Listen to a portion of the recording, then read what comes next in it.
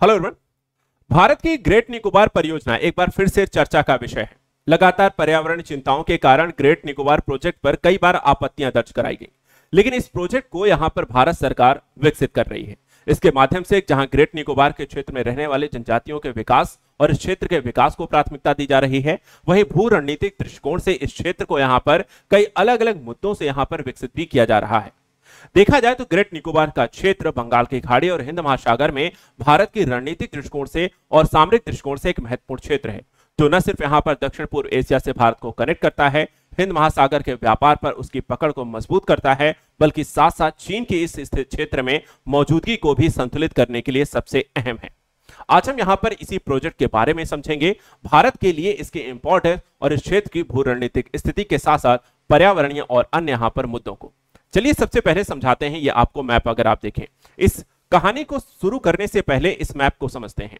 जो प्रोजेक्ट है, जो ग्रेट निकोबार प्रोजेक्ट अगर आप देखें तो यहां पर आपको क्षेत्र में विकसित करने की बात हो रही है। अब इस क्षेत्र से अगर हम देखें तो यहां पर आपको किस तरीके से अलग अलग हिस्सों को जोड़ने का काम करता हुआ दिखाई देगा। ये आपको अगर आप देखें तो इस ग्रेट निकोबार से होते हुए आप पैसिफिक ओशियन तक जा सकते हैं, यानी हिंद महासागर से पैसिफिक ओशियन तक, जहां पर आप जापान, कोरिया, रशिया हो गया, इसके अलावा साउथ ईस्ट एशियन कंट्री के साथ मलक्का जलडमरू से होते हुए व्यापार करते हैं। इसके अलावा अगर हम देखें तो म्यांमार, थाईलैंड जैसे देशों के साथ, वियतनाम जैसे देशों के साथ एक कनेक्टिविटी आपको इंडोनेशिया जैसे देशों का कनेक्टिविटी प्रोवाइड कराता है। बांग्लादेश से होकर के भारत के विभिन्न यहां पर आपके जो पोर्ट हैं पूर्वी क्षेत्र में, आपको उनको कनेक्ट करने का काम करता है। साथ ही हिंद महासागर से होते हुए, कोलंबो से होते हुए यहां पर दक्षिण अफ्रीका की तरफ व्यापार करने को भी प्राथमिकता देता है। यानी एक जियो स्ट्रेटेजिक बेस से अगर आप निकोबार क्षेत्र को देखें तो अपने आप में भारत के लिए बहुत ही महत्वपूर्ण है। नौसैनिक दृष्टिकोण से भी अगर यहां पर भारत की नौसेना और अन्य तरीके के यहां पर प्रोजेक्ट उपस्थित हैं, तो चीन जैसे देशों की यहां पर स्थिति या अन्य किसी भी तरीके के, अमेरिका या अन्य कोई भी देश जो यहां पर अपनी पकड़ को मजबूत करने का प्रयास करते हैं, भारत अपने क्षेत्रों की सुरक्षा करने के लिए इसे रणनीतिक दृष्टिकोण से भी विकसित कर रहा है। इसके पहलुओं को विस्तार से समझते हैं। देखिए, जो ग्रेट निकोबार प्रोजेक्ट है, जो एक ग्रेट निकोबार द्वीप यानी कि जीएनआई परियोजना, ये हिंद महासागर में भारत की सबसे महत्वाकांक्षी बुनियादी ढांचा परियोजनाओं में से एक है। जैसा मैंने कहा कि पारिस्थितिक दृष्टिकोण से लगातार इसका विरोध किया जाता रहा है, लेकिन ग्रेट निकोबार को वैश्विक समुद्री केंद्र के रूप में परिवर्तित करने को लेकर के भू सामरिक दृष्टिकोण से भारत के लिए अहम हो जाता है। भारत कर क्या रहा है इस क्षेत्र में, तो उसके बारे में आपको बताते हैं। देखिए, जो ग्रेट निकोबार परियोजना है, इसके माध्यम से नीति आयोग के द्वारा परिकल्पित है कि हम 2021 में इसे जीएनआई परियोजना का लॉन्च किया गया था, जो अंतरराष्ट्रीय कंटेनर ट्रांसशिपमेंट टर्मिनल यानी कि आईसीटीटी, एक ग्रीनफील्ड अंतरराष्ट्रीय हवाई अड्डा, एक टाउनशिप और गैस सौर ऊर्जा संयंत्र हम यहां पर विकसित करेंगे। एक पूरी की पूरी टाउनशिप और पोर्ट्स के माध्यम से, हवाई अड्डों के माध्यम से, ऊर्जा संयंत्रों के माध्यम से हर तरीके की स्थिति से मजबूत होंगे।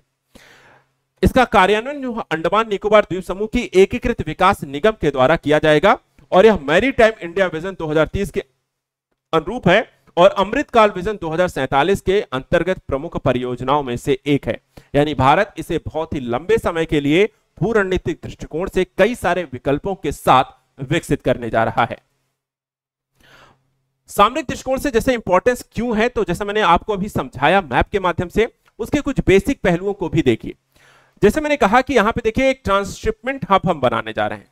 ऐसा बनाने से क्या होगा कि सिंगापुर और कोलंबो जैसे विदेशी बंदरगाहों पर भारत की एक तो निर्भरता आपको इस क्षेत्र में कम हो जाएगी, साथ ही भारत को वैश्विक आपूर्ति श्रृंखलाओं में एकीकृत करने में भी भारत को फायदा होगा कि लोगों को भी विकल्प मिलेगा कि वो कोलंबो और सिंगापुर के बजाय यहां पर ग्रेट निकोबार के इस बड़े ट्रांसशिपमेंट एरिया को यहां पर यूज कर सकते हैं। दूसरा, ग्रीनफील्ड हवाई अड्डा बनाया जाएगा। नागरिक संपर्क इससे बेहतर होगा, पर्यटन को बढ़ावा मिलेगा और साथ ही साथ भारत की रक्षा क्षमता यानी कि फाइटर जेट से लेकर के यहां पर किसी भी तरीके के युद्ध या आक्रमण के दौरान क्षेत्र के माध्यम से हम यहां पर भारत की सुरक्षा व्यवस्था को मजबूत कर सकते हैं। राजनीतिक स्थिति से किस तरीके के लाभ होंगे कि देखिए, हम जिस क्षेत्र में ग्रेट निकोबार है, तो वहां से आप मलक्का है, सुंडा है, लोम्बोक, जलडमरू के निकट निकोबार का स्थान है। इससे भारत को वैश्विक व्यापार, ऊर्जा आपूर्ति के महत्वपूर्ण समुद्री मार्गों पर निगरानी करने की यहां पे सीधी अनुमति है, क्योंकि भारत की नौसेना इस क्षेत्र में बहुत ही मजबूत है। इसके कारण इस पूरे क्षेत्र में अगर आप देखें, इस पूरे क्षेत्र में आप कनेक्टिविटी के माध्यम से आप कंट्रोल कर सकते हैं पूरे एरिया को, क्योंकि बीचों बीच एक तरीके की इसकी उपस्थिति देखने को मिलती है। इसके अतिरिक्त ग्रेट निकोबार की अवस्थिति भारत को जो है क्या प्रोवाइड कराता है, एक सबांग इंडोनेशिया, कोको द्वीप म्यांमार और प्रस्तावित जो क्रा नहर है थाईलैंड के निकट बनाती है, जो भारत प्रशांत समुद्री मार्गों में इसकी केंद्रीय भूमिका को रेखांकित करता है। यानी भारत के व्यापारिक केंद्रों पर व्यापारिक मार्गों से यहां पर इसकी निकटता होगी, जो व्यापार के दृष्टिकोण से, ट्रेड के दृष्टिकोण से बहुत अहम हो जाता है। जैसे चाइना जो है लगातार दक्षिण चीन सागर जैसे क्षेत्र पर लगातार एक कंट्रोल हासिल करने की कोशिश कर रहा है, वैसे ग्रेट निकोबार की उपस्थिति कारण बंगाल की खाड़ी से हिंद महासागर तक भारत की पकड़ जो है बहुत ही मजबूत हो जाएगी।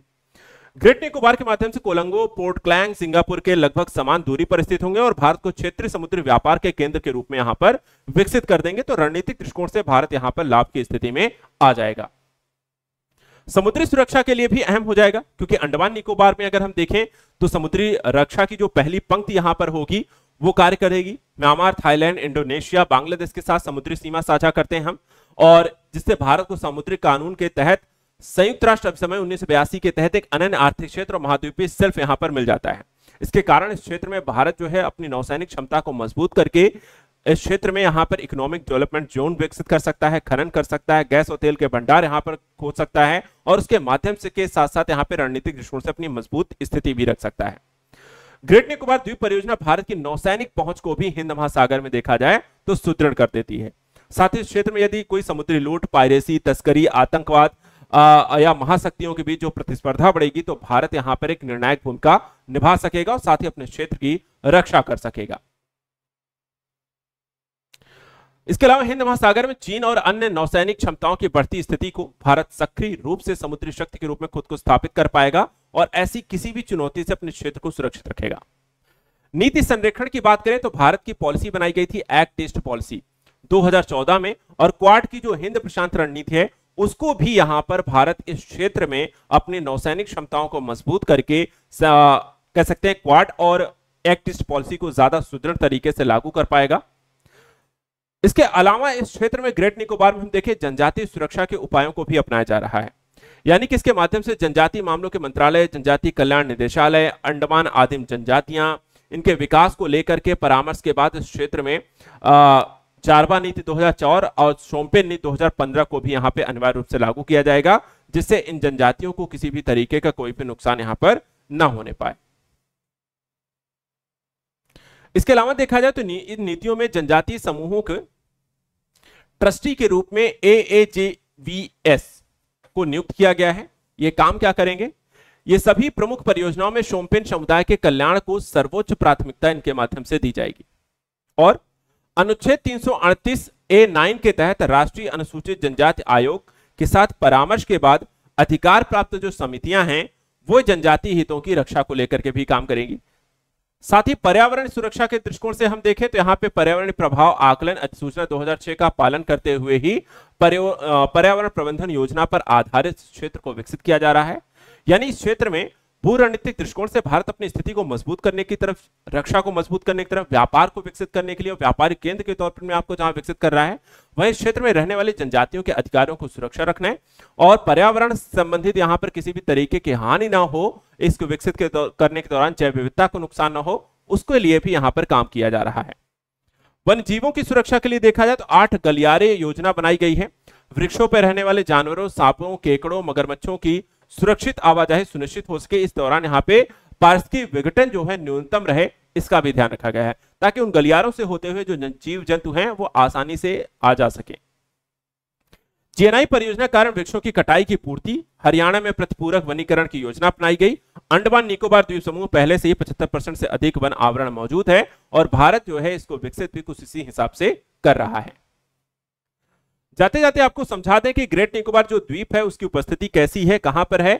तो जैसे कि आप यहां पर देख सकते हैं एक स्पष्ट मैप के माध्यम से, निकोबार आइलैंड है जो कि ग्रेट निकोबार का हिस्सा है, ये अंडमान आपका सी है, ये बे ऑफ बंगाल है, इंडियन ओशियन है, यहां पर आपको मलेशिया और इंडोनेशिया है, यहाँ थाईलैंड, म्यांमार जैसे देश है, ये है आपका इंडिया। मलक्का डमरू से होते हुए फिर आप पहुंच जाते हैं इधर, यह है ग्रेट निकोबार का हिस्सा। ग्रेट निकोबार को यहाँ पर लिटिल निकोबार से अलग करते हैं, अंडमान सी आपका है, और इस तरीके की पूरी स्थिति आपको जियोग्राफिक तौर पर उपस्थिति देखने को मिलेगी। वहीं ग्रेट निकोबार की बात कर लेते हैं, बाकी जो डिटेलिंग है कि करीब करीब यहां पर 836 द्वीप हैं। 10 डिग्री जो चैनल है वो किसको अलग करता है? अंडमान जो उत्तर और निकोबार दक्षिण में यहां पर इन दोनों को अलग करता है। अंडमान निकोबार को जो अलग करता है वो 10 डिग्री चैनल। ग्रेट निकोबार जो है निकोबार का सबसे बड़ा द्वीप है, जो कि करीब 910 वर्ग किलोमीटर के वर्षावन क्षेत्र में है। और इंदिरा पॉइंट अगर हम देखें स्थित है, जो भारत का सबसे दक्षिणी छोर है, वो आपको ग्रेट निकोबार में है। सुमात्रा इंडोनेशिया से मात्र 90 समुद्री मील की दूरी यहां पर ग्रेट निकोबार से रह जाती है। ग्रेट निकोबार में 2 राष्ट्रीय उद्यान भी हैं, इनका नाम भी ध्यान रखिएगा। एक बायोस्फीयर रिजर्व भी है, शोम्पेन और निकोबार जनजातीय समुदायों की छोटी आबादी है और कुछ हजार गैर जनजातीय निवासी भी यहां पर रहते हैं।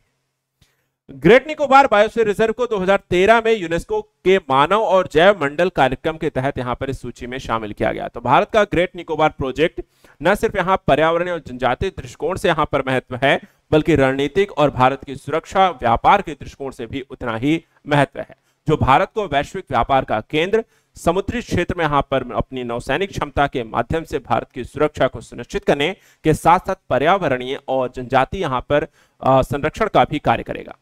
ऐसे यहां पर इंपॉर्टेंट टॉपिक्स के लिए आप हमारे साथ लगातार जुड़े रहें। फिलहाल आज के लिए इतना ही। Thank you so much and good luck.